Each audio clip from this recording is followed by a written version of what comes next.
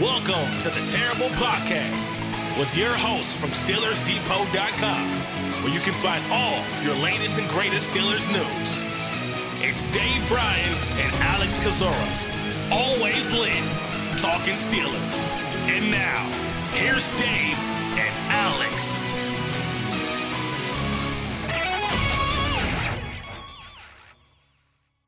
Welcome to the Terrible Podcast, Season 12, Episode 106. He's Dave Bryan. I'm Alex Kozora, SteelersDepot.com. Happy Wednesday to you all, Steelers Nation. Dave, today's episode, as free agency for now has calmed down for the Pittsburgh Steelers, today's episode will revolve around the quarterbacks, both pro and college. A lot to discuss there today. Yeah, absolutely. And we're going to be talking about your Where's Waldo game as well, too, that you've been doing a fantastic job at doing once again. I think you found a few more names that we'll be talking about that we haven't talked about since the last show there. So free agency is slowing down kind of as we expected. I don't think the Steelers are done. I just think this is a little bit low there. I think we mentioned this on the show the other day. Maybe another outsider or two signed at a bargain price there, and then maybe a couple of re-signings of lower dollars there. So probably not going to be that much more of significance to talk about there. But at some point, I think we will be discussing either a few re-signings or a few new names or some of both there. And the pro day circuit, quarterback week, I guess technically you could call it. The Pitt pro day was Monday. The Liberty pro day was today. The Ole Miss pro day will be on Wednesday. So we have a lot to talk about today. It's football's version of spring break. Everyone leaves where they're at, and they all venture towards Lynchburg, Virginia, the hottest spot in football land. But before we do that, I do want to talk about some of the pro stuff first, because I think you have a really good perspective on the Mitch Trubisky situation. Just want to get this conversation out of the way. But it is important to kind of talk about the contract value of the exact numbers on Trubisky and just kind of what it all means for the Steelers' valuation and potentially evaluation of Mitch Trubisky. Yeah, look, we knew even before the exact numbers came in that this was probably going to be a pretty good deal that the Steelers struck with Mitch. Obviously, some incentives in there, a base value at $14.285 million. And when you look at the overall structure on this, it ended up being a little bit more, even more favorable, on the Steelers end, as far as that goes. Mitch Trubisky received a $5.25 million signing bonus on this. And that's the guaranteed money, Alex, $5.25 million in there. As part of this deal, he received a minimum base salary of $1.035 million. That's the minimum he can earn for his amount of years in the NFL there. So, lo and behold, that produces a 2022 cap charge of the bargain price of $3.66 million. We knew this number was going to be under 5. I thought it'd be more in the line of about, 4.7, 4.8 million, because of the way the Steelers normally kind of structure these things. But this ended up being a little bit, in short, Trubisky will get $6.285 million in 2022 when you add together his signing bonus and his base salary.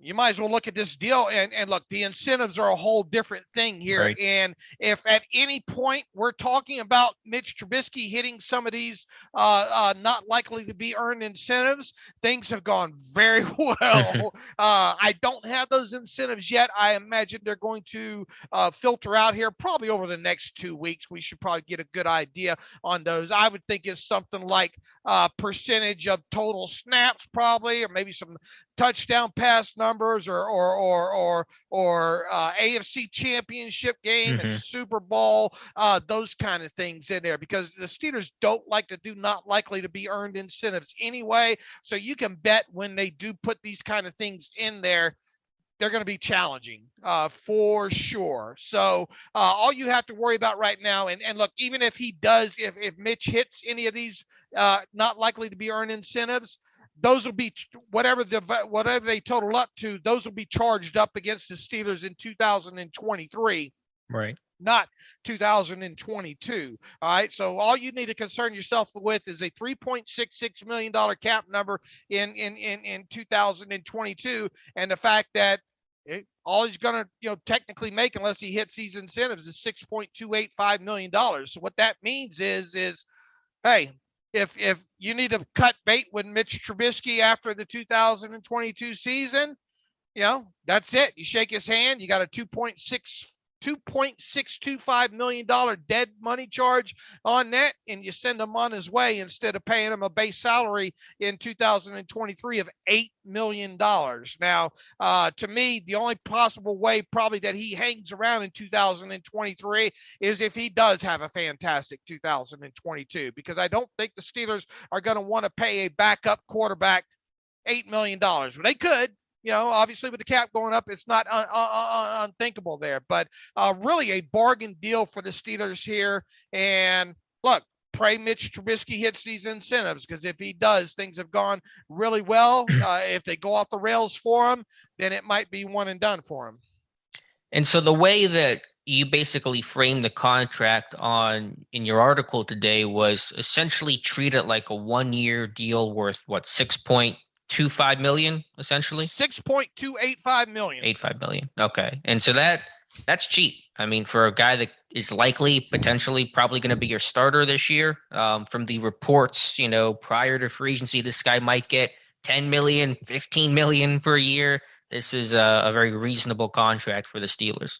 Yeah, where'd that 22 million or 23 million or whatnot go? Where did even the 10 million go at this point? Mm-hmm. Sure, the agents are going to frame this thing as up to, I don't know, what was the up to number? 7? Yeah, I forget it. It doesn't matter right now, but that's why they framed it that way, is sure, because that's the higher number there. But you got to look at the base value of this deal, and it's 2 years, $14.285 million, and obviously if you divide that by 2, that comes up to 7.1, whatever it is there, and even.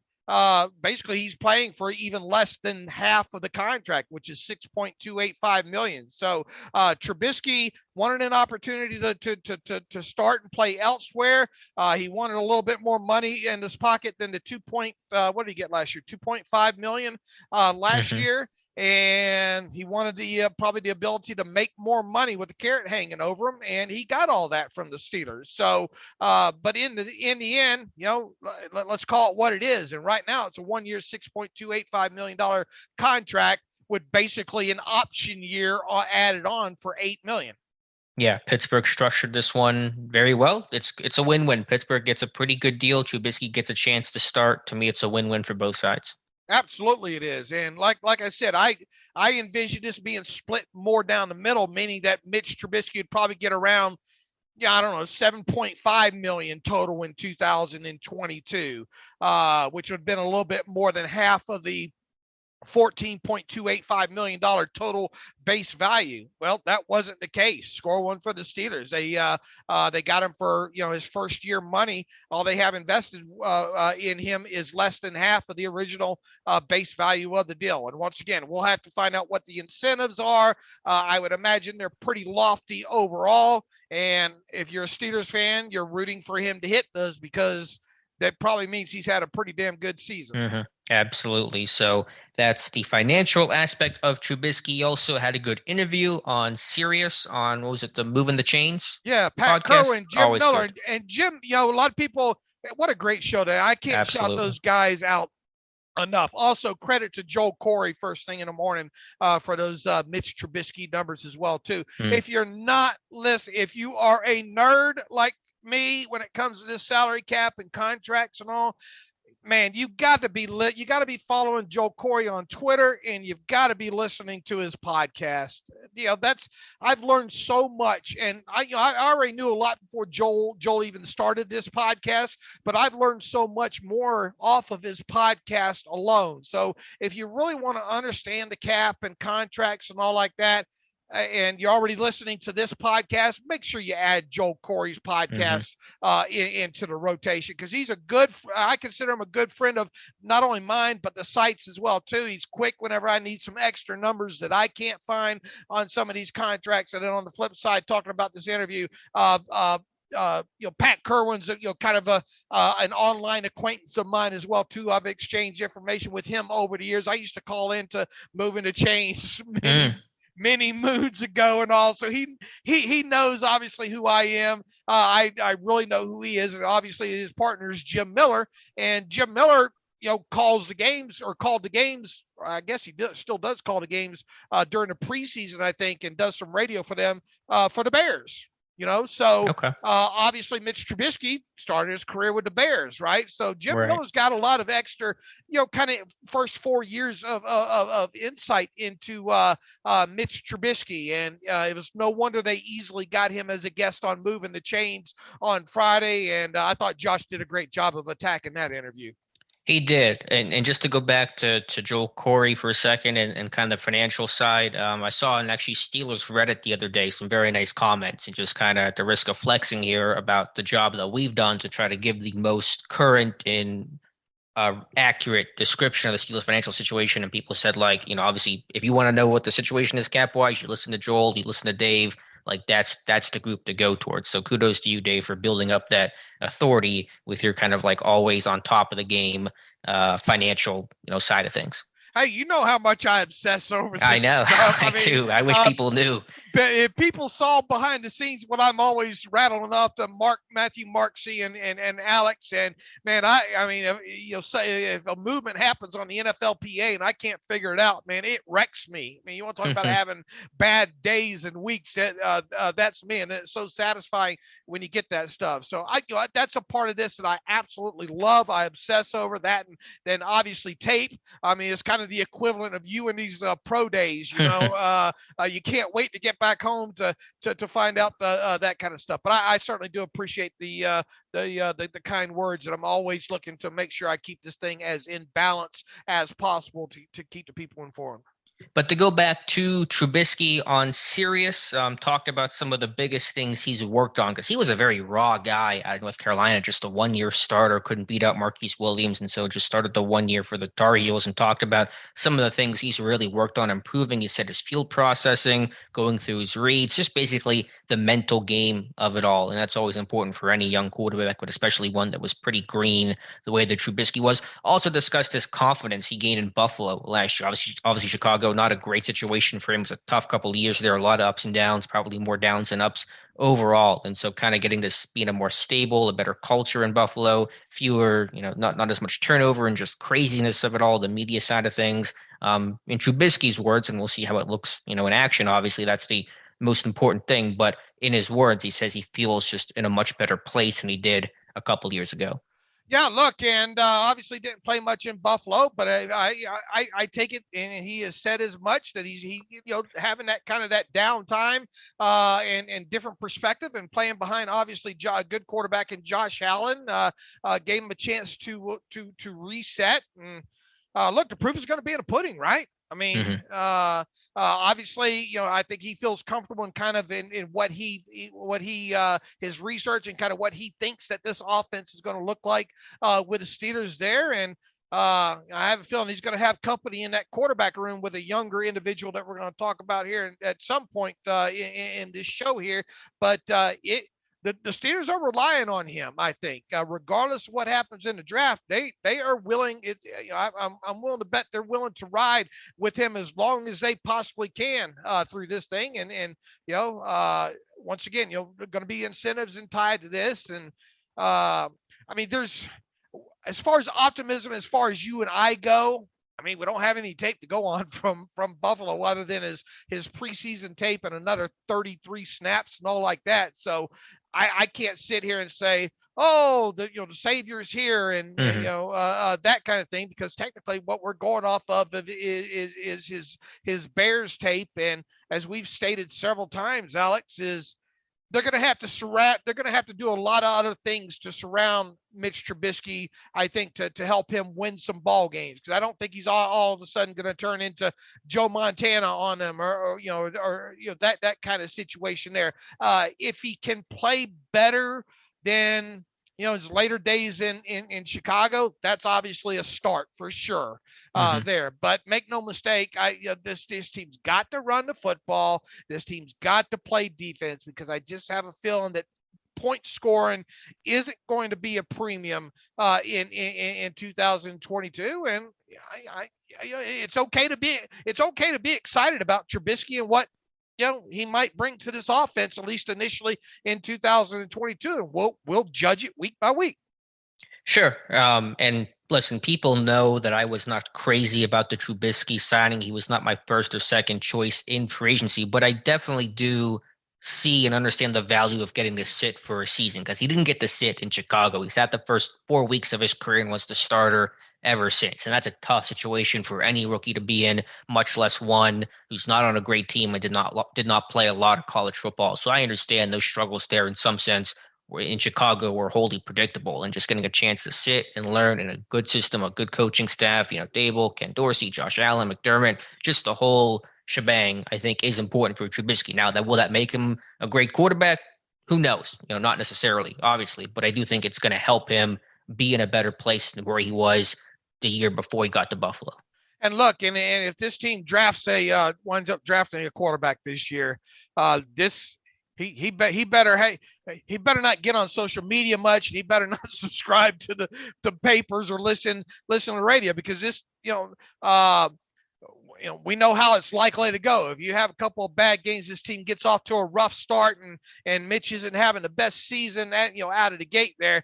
They're going to be people just calling for him to get benched, get whatever, maybe rookie in there or what have you. But I think he, just listening to his interviews and his mental makeup and all like that, Chicago's a big sports town as well too. Mm-hmm. So, probably second or probably third behind as far as tough place to play behind New York and LA, right? Along those lines in there. So I'm sure he's used to the criticism by now, but we'll judge it week by week. I told people that that I thought Trubisky might be the guy, but on the flip side, I wasn't. I was hoping people weren't going to go out there and throw any kind of parade, Right.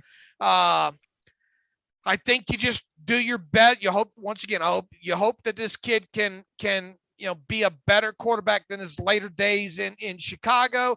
You hope that this Steelers team can run the football, and you hope the Steelers team can play some defense. If they're not able to do those last two things, then I think you're asking a little bit too much out of Mitch Trubisky. All right, Dave, you mentioned a couple of times the potential for this team to draft a quarterback in the first round. We know that, possibilities always existed since the moment that Ben officially announced his retirement. And so let's talk about the elephant in the room here, and we'll get to Pitt's Pro Day and what happened at Nevada here in a little bit. But Tuesday, the name of the day was Malik Willis, Liberty University in Pittsburgh, well represented for the Flames workout. That's Mike Tomlin, Kevin Colbert, Matt Canada, Brandon Hunt, Dan Rooney Jr., all spotted in attendance for Willis's workout. And listen, I know pro day workouts, they don't mean a whole lot. You don't want to overreact to one very much scripted workout. I think indoors, on air, all that kind of stuff. But Willis's workout overall, by all accounts, was very impressive. Yeah, and I don't even want to focus on that, because you're throwing on air kind of thing. I watched the whole thing. It's on NFL Network. It just wrapped up showing again right now in front of my eyes right now. And I would imagine they're probably going to show it in the middle of the night once again if people missed it. I don't think we learned anything. At least I don't feel that I learned anything new from Malik Willis from this pro day workout. So let's not even look at this today from the angle of, he killed it or he didn't kill it at his pro. I think that's really kind of irrelevant at this point. Let's talk. But it was at least fun to watch him work out. I mean, it's fun to at least enjoy some of those. That last throw he made was, even on air, was pretty incredible. Oh yeah, absolutely it was. But if you spend too much time on it, people try to view you as trying to sell it which sell it for more than what it was. And what it was I don't know how many was 70 scripted throws, 58 or I don't know 72, I think the official number. 72 scripted throws and all. And yeah, you bet you ought to look good in those things. Now, as you mentioned, that off platform moving out to his left and putting it down the field 65 yards. Yeah. I mean, left hash to right hash money. Even on air, not a lot of quarterbacks can make that throw, even in those easier circumstances. Right. I mean, if he went out, if that would have been the only throw that he made all day, you could take it to the house after that. That kind of thing there. But let's look at it from the standpoint of who was there. Right. And yeah, it's Tomlin, it's Colbert, and as we say every single draft season, and people can debate it and say, oh, it doesn't matter, or you're reading too much into it. The history is the history, and every single first round pick since at least 2010, possibly even earlier than that, have had Tomlin and or Colbert at their pro day, and they don't go to a lot of small school pro days. Of course, they were there to watch Liberty, and they were there to watch Malik Willis at Liberty today, and Malik Willis only. And so that means a lot. Now, does that mean they're guaranteed to take, Malik Willis? Of course not. No one knows what's going to happen. I still think he won't make it to number 20 to the Pittsburgh Steelers. But all the signs, all the smoke. It was a pro day dinner too. Tomlin took Malik Willis out Monday night before Tuesday's pro day. He's checking every single box in terms of being on that very short list of first round candidates. People will fire back and say, this is just the Steelers with a smoke screen here. Well, look, you go back the last number of years. I've said this before, and I think on a terrible take, I think we've mentioned it in a terrible podcast or two. The Steelers don't give one flying, if people know who they like at this point. It's so hard to hide it anyway, with the kind of the structure that they have and the pro day schedule and just his history alone related to Colbert and Tomlin, pro day tours and the whole Power 5 thing. Except for the quarterback position, the dinners and all like that. Trust me, they're not going to go to this elaborate of a deal just to maybe try to put. And look, they picked 20th overall too. And the fact that with that, most everybody listening to this thing, probably except for me, probably gives zero plausibility to the fact that Malik Willis. Zero chance that he falls to 20. And it's fine to think that, it's absolutely. And that might ultimately be the case. I will tell you this, and this has been my stance for several weeks now, and you know it. I am buying every bit of smoke coming off this thing with this kid. I believe that this is their choice for a quarterback if they can find a way to get him. End of story, period. And let me tell you, Hugh Freeze gave a press conference today, the Liberty head coach. That thing's on YouTube. If you get a chance, if people get a chance to watch that, watch it. And I think that a lot of what he says in there is yet more reasons why you would expect the Steelers to really, really want Malik Willis in this draft. No, we can debate from now until the draft comes up whether or not it's the right decision, whether or not they should make Malik Willis their first round draft pick, everything that goes along with this. But our job is mostly to try to read these tea leaves most of the time here. And people have a hard time differentiating between maybe what you and I want or think the Steelers should do versus what we think they will do. This is a matter of me thinking. I've got two hats here. I got a hat that what I think the Steelers will do and what I think the Steelers should do. What I think the Steelers will do is do everything in their effort to draft Malik Willis in the first round this year. What I think they should do is I think if they think that they can make Malik Willis hit his potential, his ceiling, which in my belief at this point, after studying these quarterbacks, is the highest ceiling of all these quarterbacks in the draft class. If the Steelers believe they can get him to reach his ceiling, then yes, they should do everything within some sort of reason to move up to draft Malik Willis, period. Right. And listen, we can and we will discuss whether or not they should bet on Willis or not as we get closer to the draft, as we kind of round home plate and get towards late April. And certainly, if Willis is the pick, we're going to have a lot of time to talk about whether or not it was the right pick decision and whatever happened on draft day, draft weekend. But for the purposes of today's pro day, as you said, we put on our what we think will happen, what does this actually mean hat, regardless of whether we agree with the decision or thoughts or the prospect or not. This is the hat of, does he check the boxes? And he's checking every single one. And so that's the most important thing of all. If you could give just a short rundown of what Hugh Freeze said that made you think that Pittsburgh will either like him more or be more interested, or just kind of the key takeaways from Freeze's Q&A.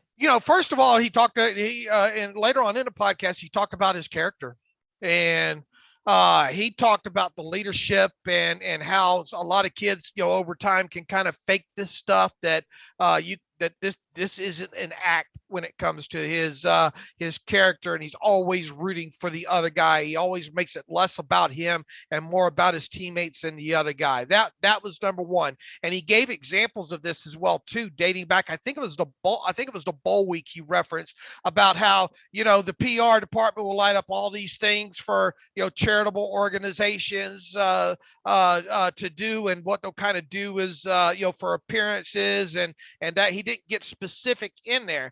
But he talked about how the PR team or whoever it is that sets that stuff up will normally do it by position groups. Okay.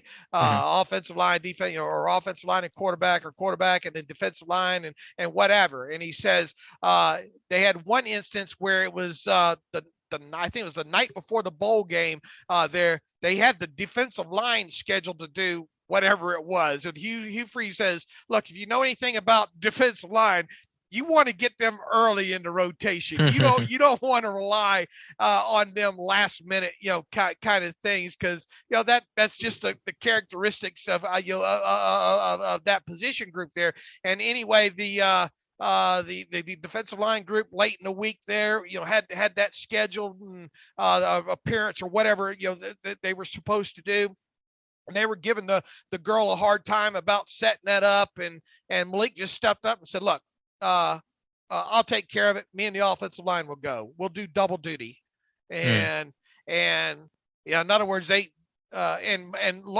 goes on to say, look, Malik already was real busy that week anyway, because of being a, top draft class kind of quarterback, and obviously being the star of the team and getting pulled 90 different directions. And that was just one example that he gave there. And that we all know that the Steelers love the hearts and the smarts, right? And I really, you'll hear a lot of talk about Malik's character, I think, from now until draft, even more so. But I really think they really like this kid's character. That's number one. The second thing was Hugh Freeze was, said, look, I try to shoot straight with these coaches that, caught me coming out of my meeting first thing this morning. And, he's upfront and honest. He says 2 years ago, he wouldn't have dreamed that we'd be sitting at this occasion, that he'd be talking about, Malik possibly being a top quarterback in this draft class and all. He said when the kid came to him, he barely had I forget what he said, 8 plays or 12 plays or whatever at the quarterback position. He says he's only played quarterback 2 years, essentially there. And he says, in short, he says, what Malik doesn't know, he doesn't know. Okay. And that might sound like a Captain Obvious type statement but when it comes to, if you've done enough study on Malik Willis and know where he's at in his growth and all like that, it really does hit home, because there is a lot of development that Malik Willis has to have still. And that's why his ceiling is so high still. And I think in short, Hugh Freeze was trying to say that, look, this guy's still, we don't really know what this kid can do yet, just scratching the surface. And there's going to be an adjustment for him at the NFL level, just like there was for him at the college level. But, obviously he's happy, with the way he's developed so far. And he talked about him, if there's one thing, it's how he's his drops need to be worked on, and that's probably the worst part of his game right now because he tends to truncate his drops, which causes the timing and all like that, off and stuff like that. And they've been working on that kind of stuff with him. So I think you get a sense when listening to Hugh Freeze talk about really as good as maybe Malik might be in certain areas right now, he's still very green, with 2 years. And I think he said, look, it wasn't until about the fifth game, I think of, I guess it would have been 2020 season where they started thinking, hey, we might be onto something here with this kid. And he talked about how, man, I don't watch much pro football, but, I know during the playoffs, man, there wasn't a lot of, talking about can he take snaps under center? He says, yeah, he can. He says, but how many quarterbacks in the playoffs actually took, a high percentage of snaps from under center? And he also said, in the NFL, man, if one thing I noticed, Hugh Freeze said is, boy, the blocking, the offensive line blocking ain't what it what it needs to be. In other words, he said you better have a quarterback that can move around, that can make some plays, on the move and extend plays. He says Malik can do that, and he talked about some of the throwing from the far hash to or throwing from one hash to the field side, to the numbers of the other side of the field, to the bigger side. Says normally you don't let quarterbacks make those kind of throws. He said, but Malik made a lot of them and all, and even referenced the cover 2 hole shot against us. You probably have seen that, the cover 2 hole shot against Syracuse. I think first half over there to the left side, that kind of thing there. So add all that together, and I think he had like 3 or 4 questions about Malik during that press conference there. And if you listen to that, I think everybody will get a good sense of why the Steelers are attracted to Malik, other than just breaking down his tape. And I will say, putting aside just the actual throws in the workout, and I thought the NFL Network kind of pointed this out well, and the cameras captured it effectively, just the energy that Willis had in that workout. Usually some of those guys are super tight, super tense. It's a big pressure day. It's the biggest day of your life, essentially, trying to make it to the NFL. And Willis was very loose and, had a big smile on his face and celebrating with teammates, and just kind of really had brought the energy up in the whole entire room. And that's one of those intangible things that won't really always show up on tape, and can't have analytics for it and stuff like that, but is really valuable and certainly something that will endear itself well to the Pittsburgh Steelers.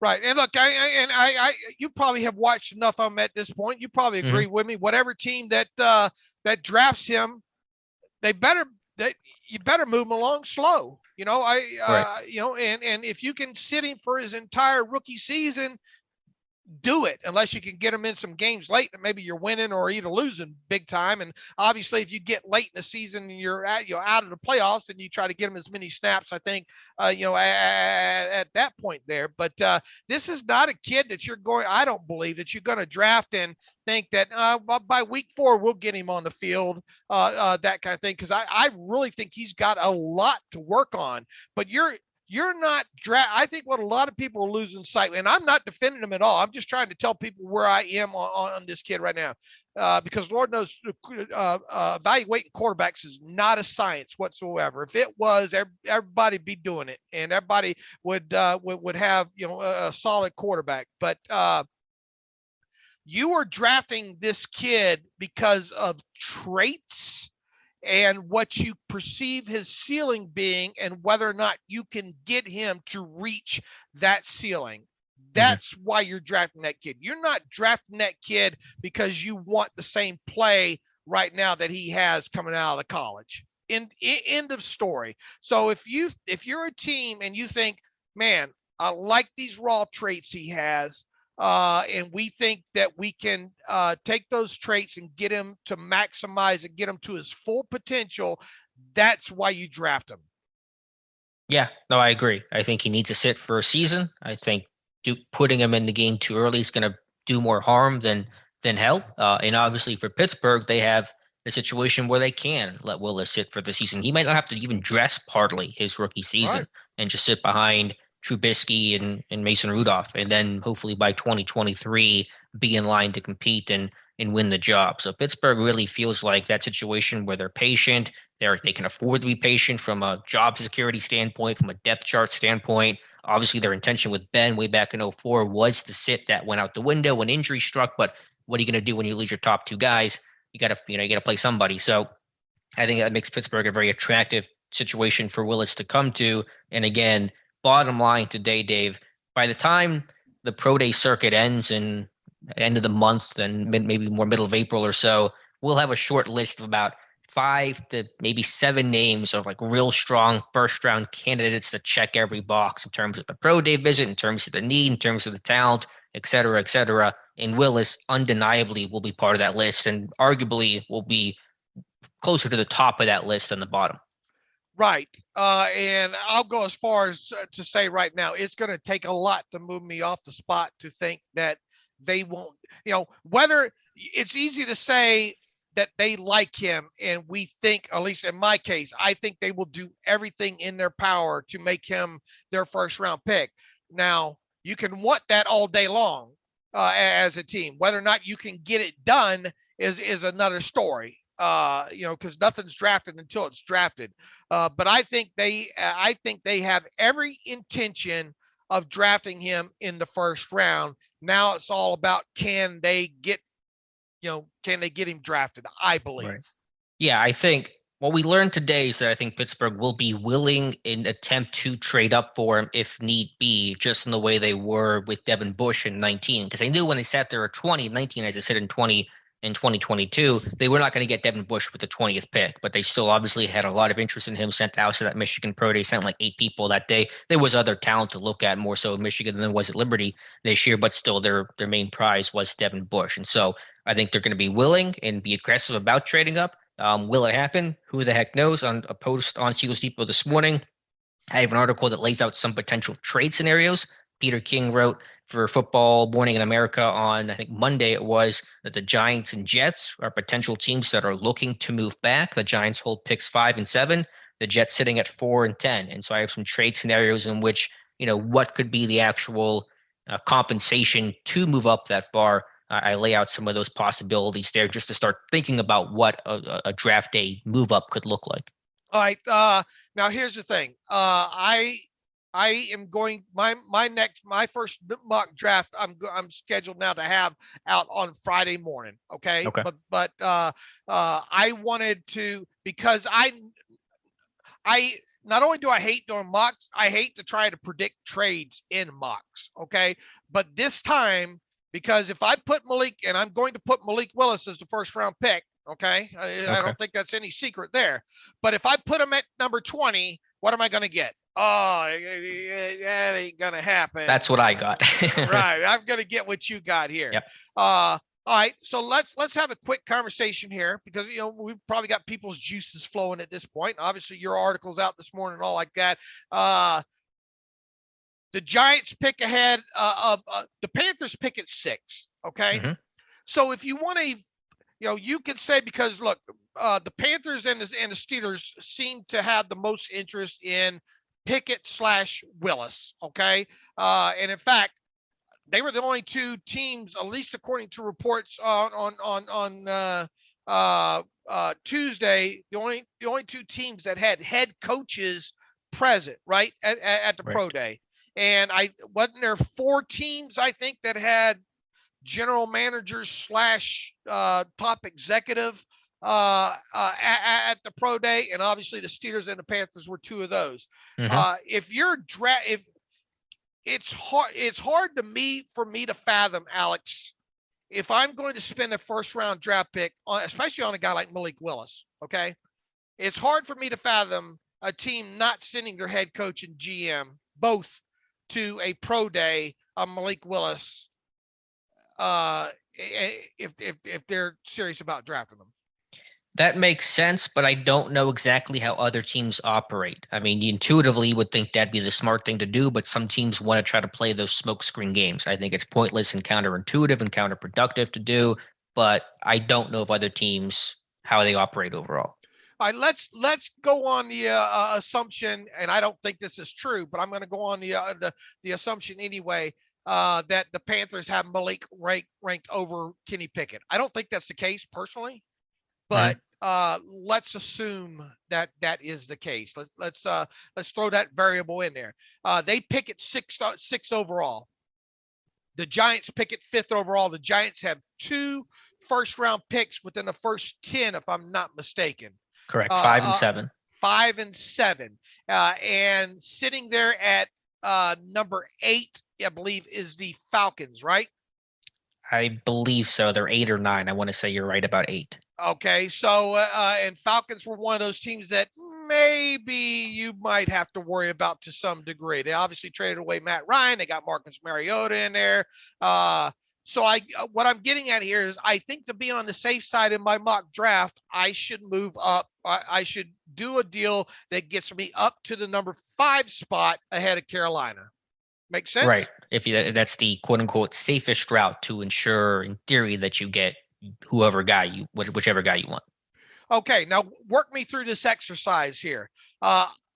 If at all possible, I would like to hold on to my 2nd round pick in 2022. Okay. Because I got plans for that. Okay. Everything else I can deal. I have looked at some of the trade charts, and Kevin Colbert warns us, you don't ever go off any trade charts, blah, blah, blah, blah, blah, blah. But it's all that I have other than past Kevin Colbert history. True or false, it will take more than what the Steelers gave to move up from 20 to 10 to get Devin Bush. True, especially in this scenario, if you're moving up to 5, it's going to cost a lot more. The price exponentially increases the more you go up in the draft. All right. And I want to work this through because I want at least a sounding board. Well, Dave, you made that up and nobody agreed. You didn't run it by anybody to see if it's believable or not. What if I traded the 20th, the Steelers' 1st round pick this year, the Steelers' 1st round pick in 2023, people just drove off the road right now. I'm sorry. And their 3rd round pick this year. Yeah, that's a scenario I laid out in the article. Pittsburgh sending a 1st, 3rd, and next year's 1st for number 5. If you care about the trade chart, and I know different charts are different values and drafts are art, not science, and blah, blah, blah, blah. The points work out. The Giants' 5th pick is worth $1,700, and trading the 1st, 3rd, or next year's 1st is worth roughly about 2,000 points. And I think you'll have to Pittsburgh have to quote unquote overpay and lose the points battle to go up into the top 5 and kind of justify that deal for the Giants. According to Peter King, the Giants want to get a 1st round pick next year. They want to move one of their 1st rounders to 5 or the 7 for a 2023 1st round pick. And so to me, that seems like a very fair deal. A 1st, 3rd, and 2nd, or 1st, 3rd, and next year's 1st, and keeping Pittsburgh's 2nd round pick in this year's draft. All right, so you wouldn't give me any pushback if my mock draft went that route. That's fair, right? Yeah, I think that's, at least on paper. On paper, and again, this depends on what's the competition, what other teams are trying to move up for, and all those other. And for all we know, Detroit takes Willis too. I mean, who knows what could happen? But I think that's a fair way to look at a potential trade up. I mean, and obviously they could sit and wait and see which way Carolina went, but if Malik's their guy, they better go get him, Yeah, unless they have this super strong suspicion that, Pickett's going to be the guy at 6. And so at number 7, I did an exercise. What would it take to get number 7? And basically it's giving up this year's 1st and next year's 1st. And that kind of works out pretty well. Okay. So either way, you're going to probably you can probably count on if the Steelers go up at least into the top 10, it's going to cost them next year's 1st. Is that fair? Well, if you move up to 10, and again, it gets tricky, but I don't think you would have to. The Devin Bush trade was a 1st, 2nd, and next year's 3rd. And that's a scenario I lay out for the Jets potentially at 10. Now you could argue, you got teams in front like Seattle, like Atlanta, like Carolina. Is it worth it to go up to 10? But if you go up to 10, you're not going to do that until pick 9 is in. And you sit there and say, for whatever reason, the Willis is still there, Pickett is still there, your quarterback is still on the board. So would it cost more to get a quarterback? Potentially, but the math of it all and the recent history shows a first, second, and next year's third works out well on the point chart. All right. So when I released my mock draft on Friday, and I've traded away the first round draft pick, and this year, both 2 first rounders this year's and next year's, and the third round, you won't give me any grief over that, right? No, but I'm sure others will fill my place in the comment section. Oh, come on. You think they would? Just a hunch. What about all these people that just drove off the road when I offered that? Look, I am of the belief that the Steelers are going to do everything they can to do it. I don't like doing mock drafts that predict trades, but if I stayed at 20 and took Malik Willis there, I'd get just as much crap. So I might as well try to make it what I deem more realistic. So Alex, thank you for walking me through that exercise there. And thank you for letting me keep my second round draft pick. You're very welcome. Pro Day circuit. Wednesday is today. We're recording this Tuesday night, by the way, but Wednesday is Ole Miss, correct? Matt Corral, I believe. Yeah. Which way is we're gonna have we're gonna have somebody might not get a rose. I'm gonna continue to work in, try to every show have a Bachelor reference or a Bachelorette reference in there. Ohio State and Ole Miss. You know, Tomlin and Colbert love making that Ohio State pro day, man. We will learn a lot if they don't go to Ole Miss. Now, will they go to Ole Miss? I guess is the question. We're going to find out first thing Wednesday morning. Yeah, I do not know, but I'll say this. If they are not there, then Matt Corral will not become a Pittsburgh Steeler because he could not go to the Senior Bowl. He was ineligible. He did not throw at the Combine due to injury. He's throwing at his pro day. At least I'm pretty sure he's throwing at his pro day. And if they're not there to watch that, they're not going to draft their quarterback without seeing that guy ever throw in person during the draft circuit, especially for Tomlin. Colbert may have watched him during the fall. That's possible, but Tomlin has not. And so if they're not at Ole Miss, if Tomlin is not at Ole Miss, they're not drafting Matt Corral. Okay. And how does the exit of the Bachelor go? I'll walk you out, or please take a moment and say your goodbyes. I'll walk you out. It depends. Depends what round kind of they're in. Depends on how serious the exits are. All right. So Ole Miss or Ohio State. That's what that's the main thing that we're gonna be keeping an eye on Wednesday. And once again, if they don't go to Ole Miss, Matt Corral, you can say your goodbyes. And then Cincinnati is Thursday with Desmond Ridder. I don't want to forget about Ridder in this process either. And then next Monday will be North Carolina and Sam Howell. And that will kind of clear out the top quarterback pro days and workouts of this draft class. All right. What about, and look, I mean, what is it? 6-hour drive from Pittsburgh to Liberty, roughly? Yeah. And I mean, he could have flown. I mean, he could have taken the private jet, maybe. I don't know. It's 300 miles. So I don't know if he drove. I was just trying to give an idea because Tomlin went from Pitt's pro day Monday afternoon to Monday night dinner with Malik Willis to his workout on Tuesday. So Tomlin putting in the miles to see Kenny Pickett, which we'll talk about now, and go hang out with Malik Willis. Had chicken wings, according to Willis. So. All right, what about that long journey they took to the Pitt Pro Day? Yeah, and listen, with Pickett, I don't want to be super dismissive of their attendance because I know obviously they wake up and they're there, but they don't go to that Pitt Pro Day really at all. They have not done so in the past, since 2017. We began tracking pro days religiously, and they have not been to the Pitt Pro Day until this year. And again, they brought most of the big guys. It was Canada, it was Colbert, it was Tomlin, Omar Khan was there, people like that, and so. That checks every box as well. Now, we don't know if there was a pro day dinner and how all that worked with Kenny Pickett, but he's another guy that checks his boxes. And so, again, it's Pitt, it's local, they're right there, but I don't want to dismiss it either because that presence is really important to our short list of potential first-round picks. And, if there wasn't a dinner, they probably have shared, I don't know, a conversation or two in the past, I would think, right? Not having a reported, quote unquote, pro day dinner in this situation with Kenny Pickett isn't that big of a deal if we never find one out. Right. The actual stop at the pro day is the most important thing. And just real quick with Liberty, and I know there, I guess, really weren't a lot of the big decision makers at the Liberty pro day, but just Mike Tomlin seems like if he wants to go meet with a guy for dinner, he's meeting with the guy. Like they're choosing Tomlin.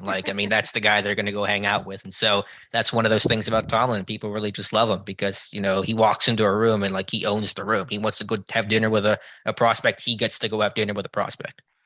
And one last thing about that pro day after Kenny Pickett made that last throw there.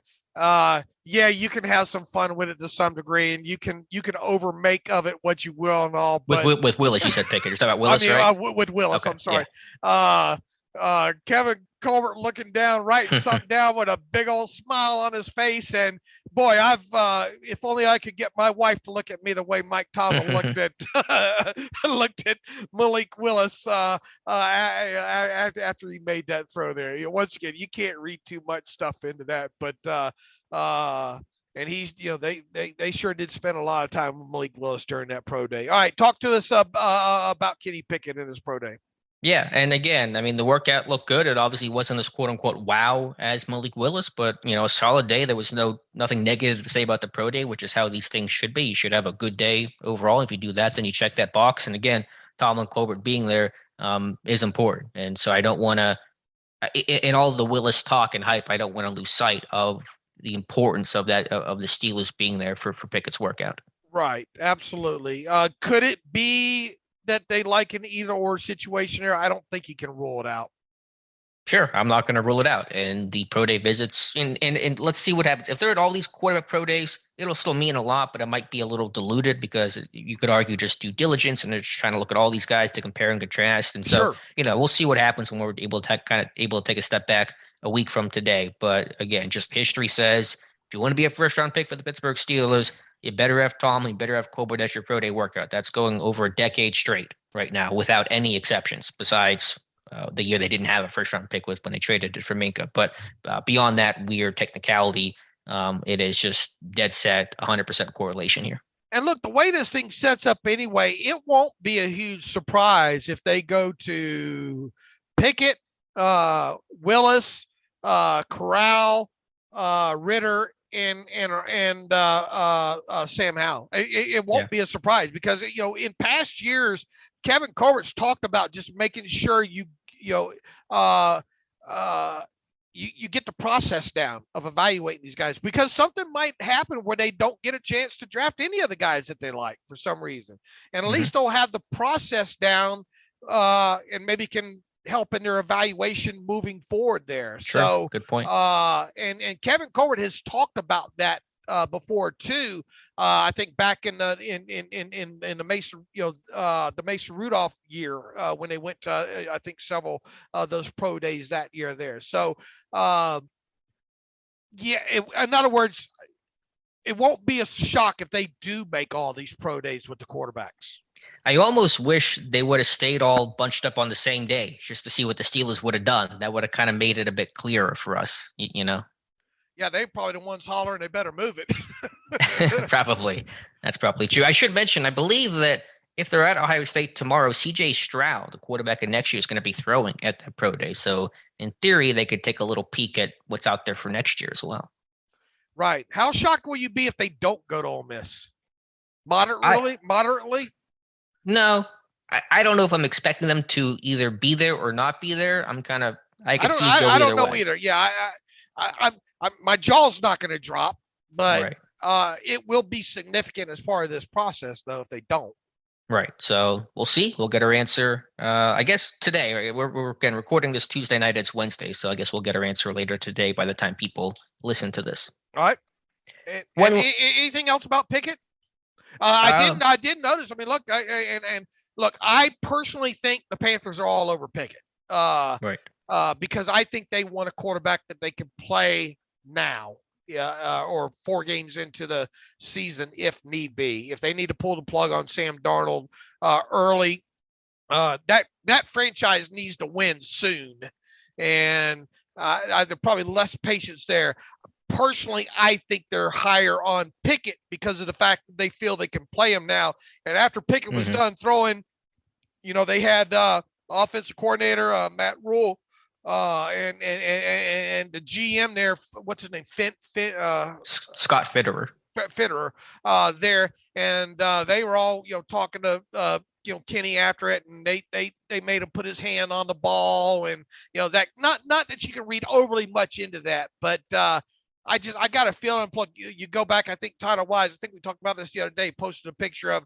I think Matt Rule was pretty close to getting Kenny Pickett to go to Temple years ago there, and I really think he likes Kenny Pickett. I think that they think that might be their guy that they could even get on the field early in 2022. But all that said, you better, if there's any doubt in your mind that they might not take him, then you better get up a spot ahead of them in that number 5 spot with the Giants. Yeah, and that's a good point by you to talk about the pro readiness of Kenny Pickett, because listen, it's a minor miracle Matt Rule didn't get fired this offseason. If he has another bad year in 2022, he's getting fired. Everyone's losing their jobs in Carolina. Tepper's making moves. He's mad. He's angry. He's probably especially pissed they didn't get Watson, and they're trying to find a quarterback, and they're the last one without a quarterback right now, or one of the last teams. So point taken on that for sure. And look, we still don't know what's going to, how things might change before the draft. We'll see what happens with Baker Mayfield. And no, Baker, let's go ahead and hit that real quick. Is Baker Mayfield going to end up in the Steelers, Alex? Even if let's say the Browns cut him outright, is Baker Mayfield going to end up with the Steelers? No. Okay. I didn't notice any kind of indecision or anything in your voice. I heard no. Is that correct? Yes, that is correct. Yes, you heard no. The reporting from Mary Kay Cabot, Cleveland.com, was basically talk to an NFL GM or NFL executive who said, yeah, I think maybe Pittsburgh would go after him, or just some very vague dot connecting that really didn't have any substance there. So to me, it's a complete non-story. All of a sudden. Well, then it got that part was removed. It was just Steelers will pounce on Mayfield if he's cut, and that was the headline that people ran with. Oh Lord, I'm so blessed to have great people like you and Matthew Marksey.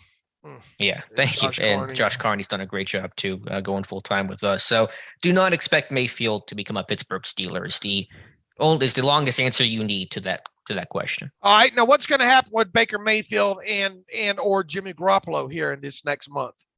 I really do not know. That is a much tougher question than the other one you asked me. I mean, Garoppolo with the injury, they're just running out of people to trade to at this point. You got Carolina needs a quarterback. Atlanta, I think, is going to roll with Mariota. Maybe they go through the draft. I'm not sure who else is going to be looking for a quarterback, and not Mayfield and nor Garoppolo are exactly they're not great options to go after anyway. Right. I can see maybe if Baker Mayfield was cut, he winded up in Seattle somehow or something like that. And Lord knows where Garoppolo might land at this point. Could Garoppolo just stay? Will he just stay with the 49ers? Because is Trey Lance even ready? I don't know, but that becomes I think that's kind of a mutual at this point. Both sides want to get this thing over with as soon as possible. I don't know where he would end up at this point. I mean, I suppose they wouldn't trade him to Seattle, but if they had to cut him, maybe he ends up there. Where else could he possibly land at this point? Carolina, that's a possibility, so and if they did go that way, they had to give him a new contract, and that would obviously take him out of the market, really, you would think, for both Pickett and Malik Willis at that point. So this thing will work itself out in the wash in the next couple weeks before the draft goes on. And we're not done talking about the quarterback positions around the NFL and the impact they might have on the draft, I have a feeling. Definitely not. One last quarterback pro day that's already behind us after we wrapped up, I think, Monday's show. Found, and the question Monday was, okay, you got Tomlin there at Pitt's pro day, you got Colbert, you got Canada.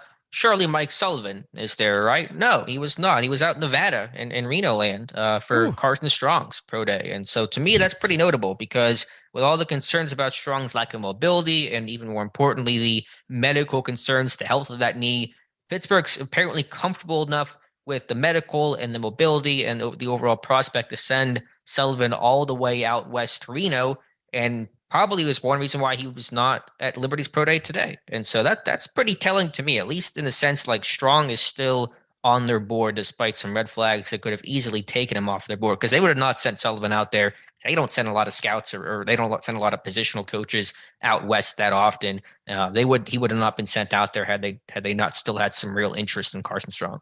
Good on you for finding that 412 shirt. It's pretty easy, though. He made it easy. You wear a 412 shirt, okay. I think I can tell you're a Steeler.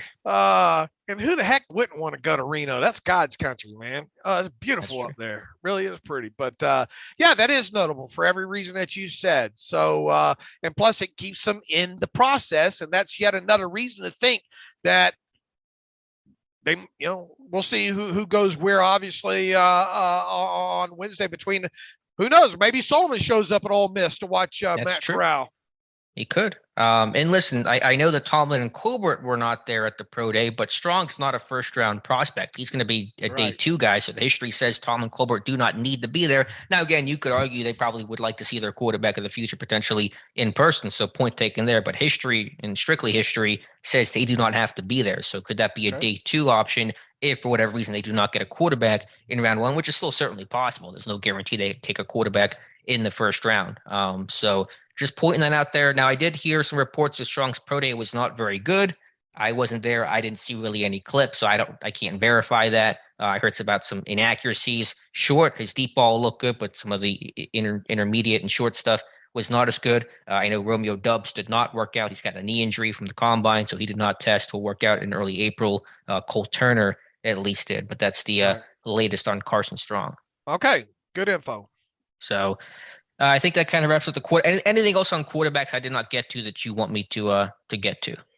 Man, I think we've, we'll obviously have more to talk about, I think, come Friday, because by then the Corral pro day and the Ritter pro day will have taken place at that point there. So we will update everybody at that point on the Friday show. Some more pro day information to step away from the quarterback talk and the Tomlin Colbert sightings. Positional coaches, very important, very underrated thing. We put together some studies, some commenters. Falcon Safeties put together a good study about the importance of pro days and where those guys go in terms of positional coaches. Means a lot. And we've seen some positional coaches on the move recently. I'm trying to think if there was one the other day. There was Sullivan there on Monday or Tuesday, whatever day it was, for Nevada, and then on Tuesday we saw. By the way, people can go to SteelersDepot.com and search. I think you keep it up on the front page, the pro day tracker and all like that. So make sure you look for that on SteelersDepot.com, because Alex updates that usually later in the evening every day when he runs through all of it. But there's a lot of great info in there to know who is where. Yeah, I update it once or twice a day and put it closer to the top of the page so people can check. Usually whenever I put new information, I'll go ahead and update the time so it's closer to the top of the page and does not get buried. But yeah, 2 positional coaches at Texas A&M's workout on Tuesday. That was defensive line coach Carl Dunbar and offensive line coach Pat Meyer. For the defensive side of the football, DeMarvin Leal, kind of a 5-tech-ish type of prospect. Could be a late round 1 guy, but probably more of a solid day 2, round 2 guy. And then for Meyer on the offensive line, obviously Kenyon Green, the guard, still viewed as a first-round pick, has not had the best pre-draft process, did not have a good combine workout overall, but a name to consider. Okay. So, and again, Green first round, no Tomlin Colbert, that makes it tough. But if he slips a little bit for whatever reason, the positional coaches, to me, it doesn't mean as much as Tomlin Colbert, but past round 1, where the positional coaches go, actually does mean a fair amount to me. All right. And so it's real notable with Dunbar there, especially with Leal. Yeah, and also they have an edge guy, Michael Clemens, but he's got some off-field stuff that probably takes him off the Steelers board. Okay. Who else have you found? Just some scouts. Rick Caprice has been on the move this year. He's been all over the place down South Mississippi State today. I guess probably to watch Charles Cross. Do you think Cross gets to 20? I don't think he is. It doesn't feel like it, man. The age-old saying, get a quarterback, get someone who can protect the quarterback, or get somebody who can get after the quarterback, right? Right. And I think Cross is he's an underclassman too, is he not? Yeah. I believe so, yes. And his tape, he's a first-round guy. I would think top 20 guy. Yeah, I agree. Phil Kryler at Iowa State on Tuesday. That's an interesting one. We talked about some Iowa, at least one, the Iowa State defensive end, right? Yeah, whose name I still cannot pronounce. I should probably start learning how to pronounce it. Maybe it'll be like Gunner, and once I pronounce it, that'll speak it into existence. But Mike Rose, Charlie Kolar, Chase Allen, a couple of tight ends to look. Not that we expect Pittsburgh to be heavily in the market for tight ends, but Phil Kryler, that's means something for me there. And then Tony Pauline, Pro Football Network, says the Steelers had an extensive interview with wide receiver Isaiah Weston of Northern Iowa at the pro day on, I believe it would have been Monday. And so that's a name to watch out for on day 3. I don't know who it was. I could not find, and maybe I'll find it later, but I've not been able to find who was at UNI. I know the draw there is pending, the first round guy, but Weston might be the guy to really watch for the Steelers. Okay, I have not watched anything on him. Was he a Senior Bowl guy?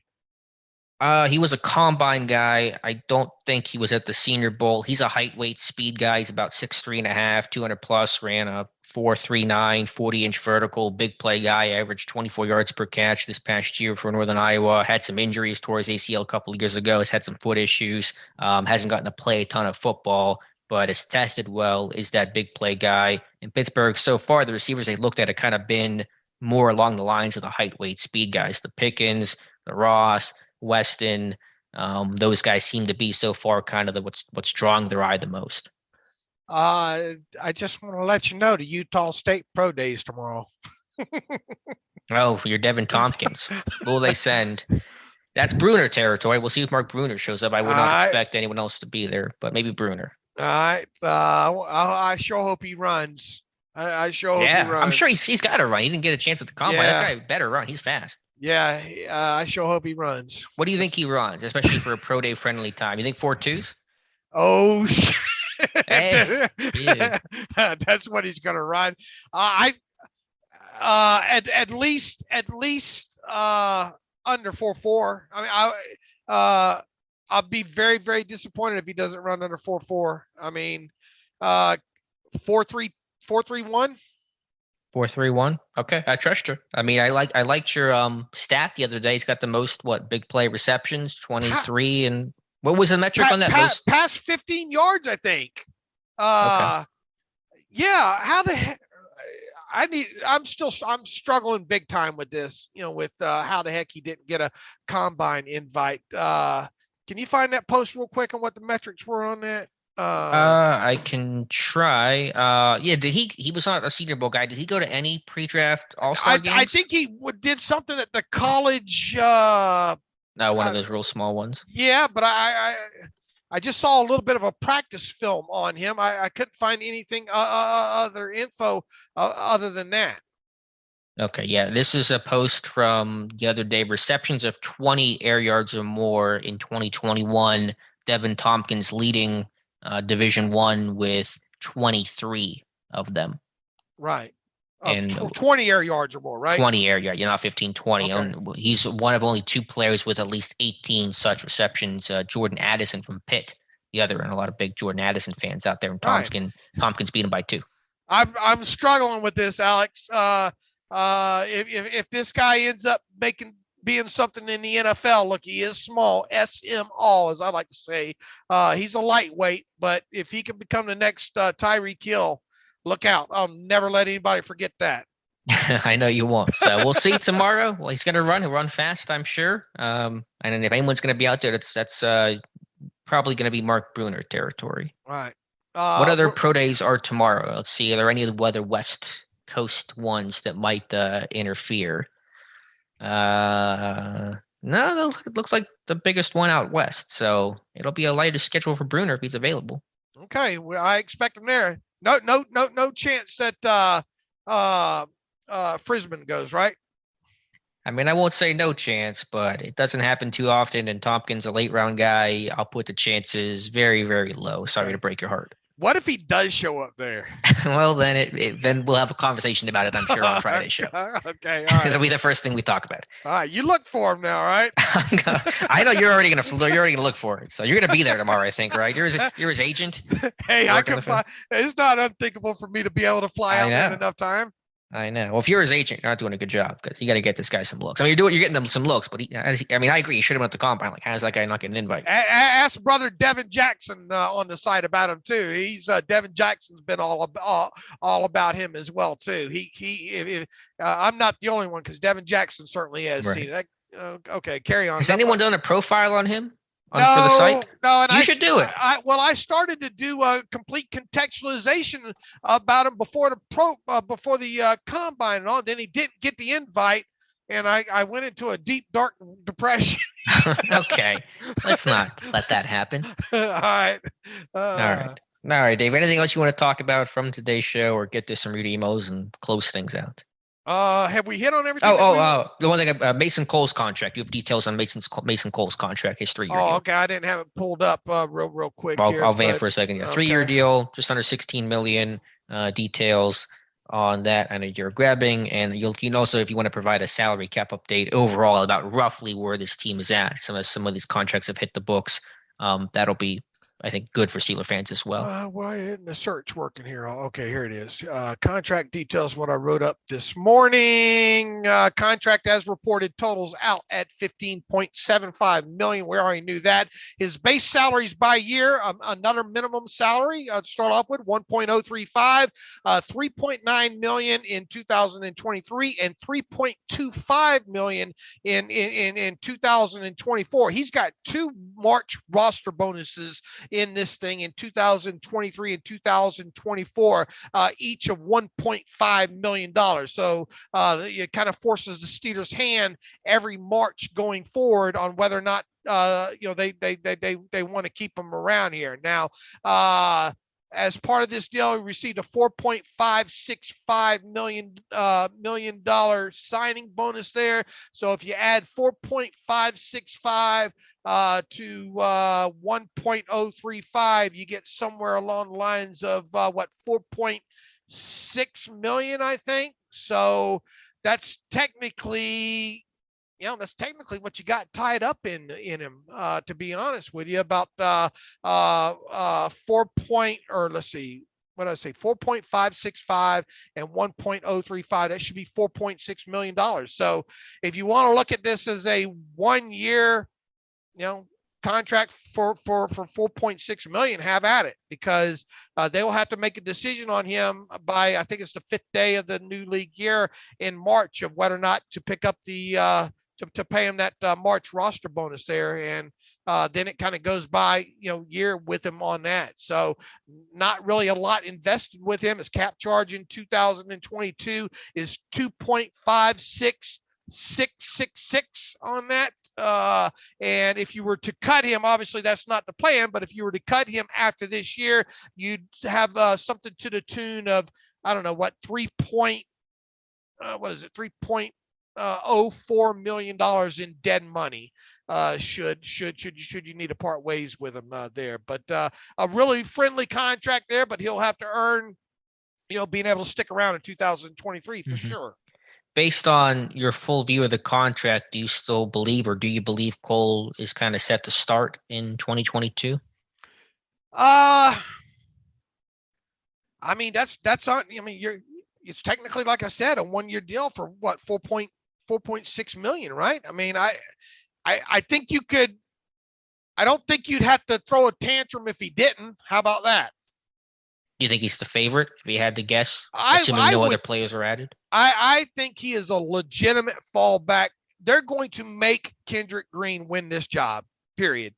And they're not going to be shy about pulling the plug on him, I don't think. So it gives you a legitimate option, should he not win it.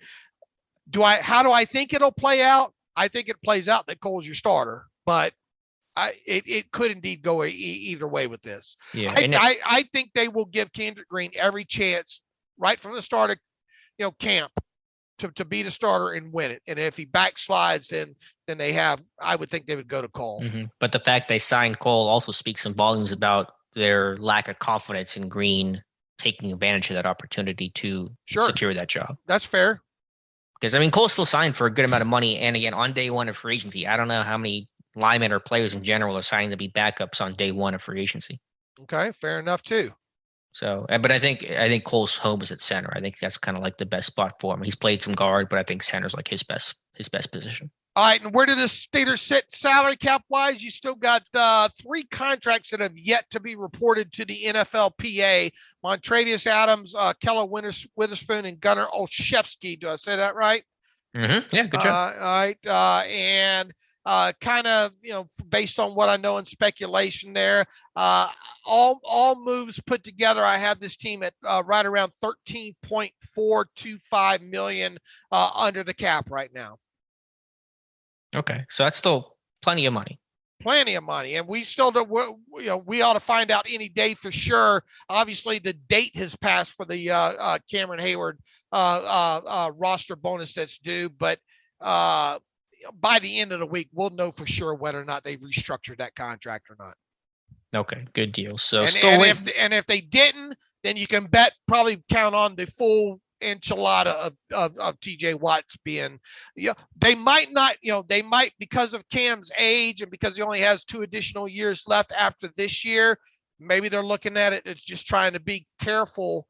And because obviously they restructured him last year at this time, maybe they're just trying to be a little bit careful with that. If they restructured the whole entire TJ Watt contract, I mean, that's over 17 million right there. That should get them through with what they need to do the rest of the way. Yeah. And the age and the can kicking, not a concern there right. with Watt. Yeah, right. That makes sense. So we'll see what happens to strong safety. Still no movement on Tyrann Mathieu or Edmonds or any other potential name at strong safety. Same with slot receiver, but strong safety to me, a bit more urgent position and just probably some more options this team could take right now than what's out there at slot.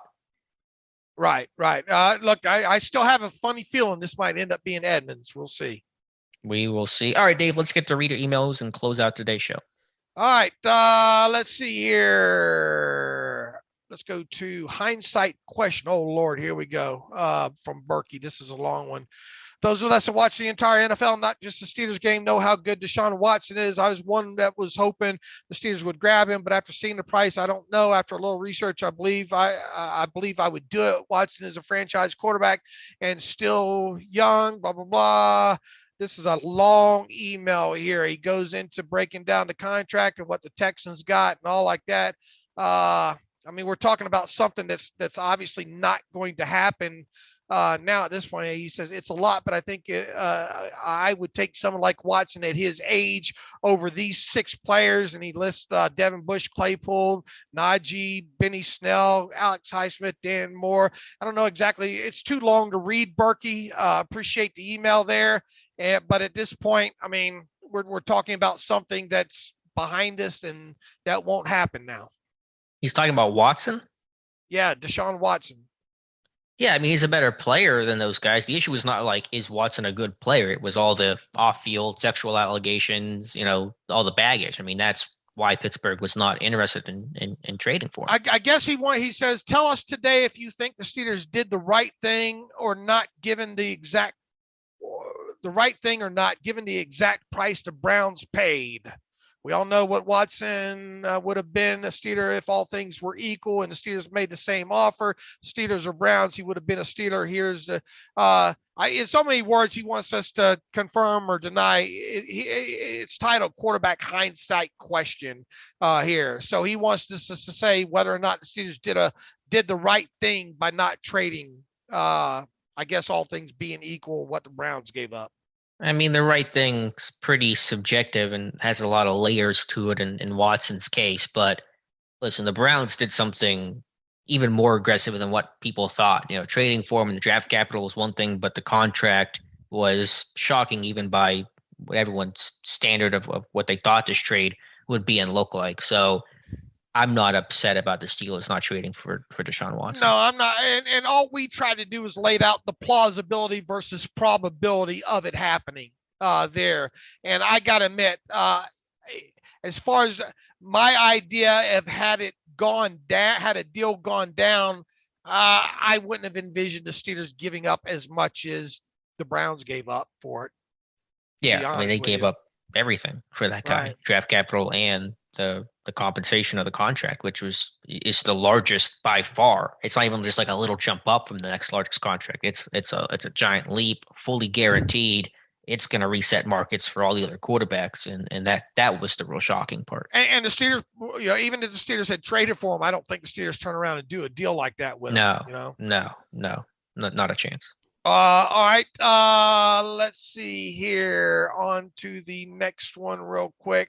Where is it here? I lost my place. Where'd my email go? There it is. Dominic Lamarca, they obviously like him, talking about Malik Willis, but how high do the Steelers need to go to guarantee Malik Willis? Number 4 looks like the last safe spot with the Giants ×2, Panthers, Falcons, Seahawks, Commanders, and Vikings all within the next 8 picks. Things could slip away quickly in that stretch. Also, where do you realistically see them starting to get the itch? Thanks for the great content, and come back to DC sometimes, he says. That's yeah, I don't know if I'll be back to DC anytime soon. It's been a couple years since I've been there, Dominic. But look, I think Alex and I hit that subject pretty hard early. It sure feels like the number 5 spot, right? Yeah, I'm careful to use that G word, guarantee, when it comes to the draft. I mean, could the Giants be after Willis? There's not really any strong indications. They're like heavy in the quarterback, draft class this year. So 5 feels like it to me. I guess 4 if you want to be even safer with the Jets there. Where will they get the itch? Again, we're just all speculating. Certainly, if he were to fall to number 10, and who has the 10th pick? That is the Jets. If he gets to 10, then at that point, I'd almost be a little surprised that Pittsburgh did not move up ultimately. I mean, maybe they would try and they fail. I mean, who the heck knows? But if he gets past Carolina, Atlanta, Seattle, no one else trading up, and gets to 10 to the Jets in front of Washington, who certainly could be on in the mix for Willis, that's where I think it's really game on. But it could be earlier. I have a feeling that they're just not going to sit, hope, and pray down at 20. Yeah, no, I agree. I think the spots to look at are 5 with the Giants. I'll even say 4. I'll say 4 with the Jets, 5 with the Giants, 7 with the Giants, and 10 with the Jets. So Giants and Jets, that's where you got to really focus in on in terms of potential trade-up destinations. Hank Moose writes in, quarterbacks in the draft. Hey, guys, what have Willis or Pickett done that should lead us to believe they'll be better than Mayfield has been? They played against lower competition and less consistent results, all have measurable concerns. I guess my point being, it seems hard to justify moving up and giving up a future first for either of these guys to get someone that likely won't be as good as the guy the Browns paid for a big price to move on from. Y'all see it that way? ? No, Hank, do not. We're not going to spend 15 minutes here trying to sell you on why. There's going to be plenty of time to dissect this thing of should they or shouldn't they, if they end up doing it, or if they end up not doing it.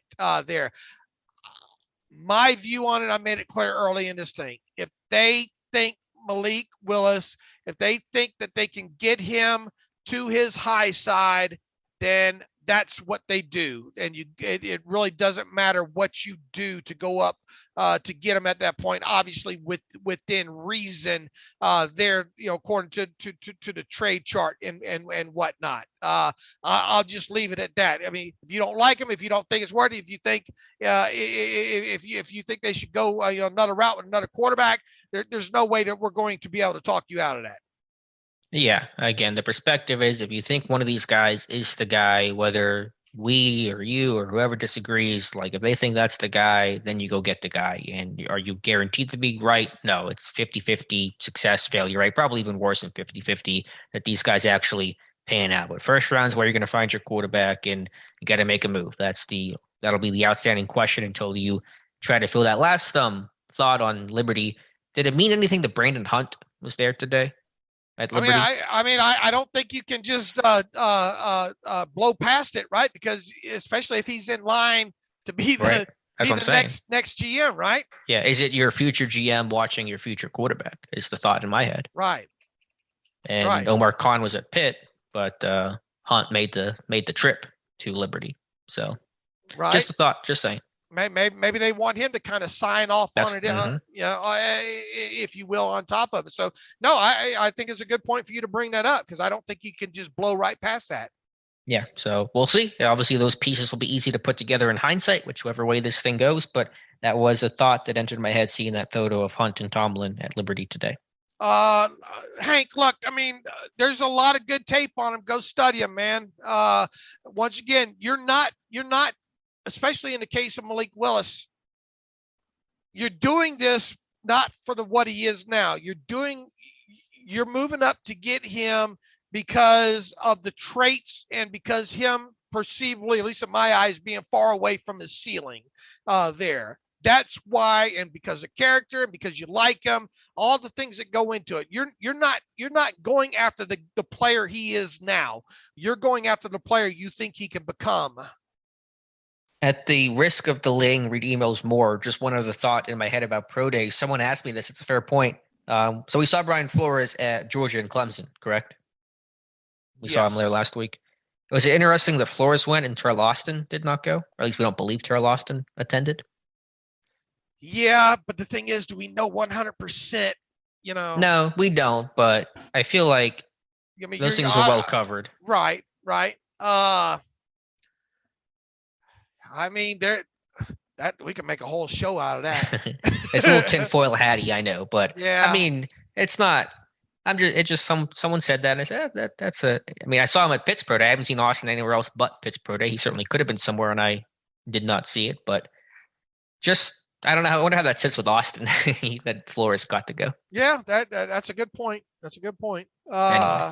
Dave, let's see. Charles Munger writes in Dave's mock draft proposal. He says, "Hi, I have a quick solution for Dave on his mock draft post. Currently, teams drafting 3rd, 6th, and 8th need a quarterback. Just mock the modified Ricky Williams solution. The Steelers trade all their 2022 draft picks to move up to number 6 to pick Malik Willis.